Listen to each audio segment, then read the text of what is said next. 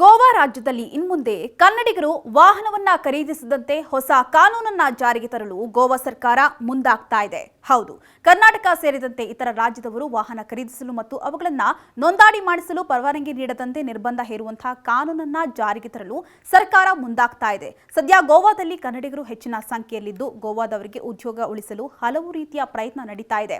ಇನ್ನು ಗೋವಾದಲ್ಲಿ ಈ ಹಿಂದಿನಿಂದಲೂ ಕೂಡ ಗೋವಾದಲ್ಲಿನ ಕೈಗಾರಿಕೆಗಳಿನ ಉದ್ಯೋಗವೆಲ್ಲವೂ ಕೂಡ ಕನ್ನಡಿಗರ ಪಾಲಾಗಿವೆಯಂತೆ. ಇಲ್ಲಿನ ಬಹುತೇಕ ಬೀಚ್ಗಳಿನ ವ್ಯಾಪಾರ ವಹಿವಾಟುಗಳು ಕೂಡ ಕನ್ನಡಿಗರೇ ನಡೆಸುತ್ತಿದ್ದಾರಂತೆ. ಇನ್ನು ಕ್ಯಾಬ್, ಟ್ಯಾಕ್ಸಿ, ಸಾರಿಗೆಯಲ್ಲೂ ಕೂಡ ಅವರೇ ಇದ್ದಾರಂತೆ. ಇನ್ನು ಇತ್ತೀಚಿನ ವರ್ಷಗಳಲ್ಲಂತೂ ಸರಕು ಸಾಗಣೆಯ ಲಾರಿ ಉದ್ಯಮದಲ್ಲೂ ಕೂಡ ಕನ್ನಡಿಗರೇ ಮುನ್ನುಗ್ತಿದ್ದಾರಂತೆ. ಇದರಿಂದ ಮೂಲ ಗೋವಾದವರಿಗೆ ಉದ್ಯೋಗವೇ ಇಲ್ಲದಂತಾಗಿದೆಯಂತೆ.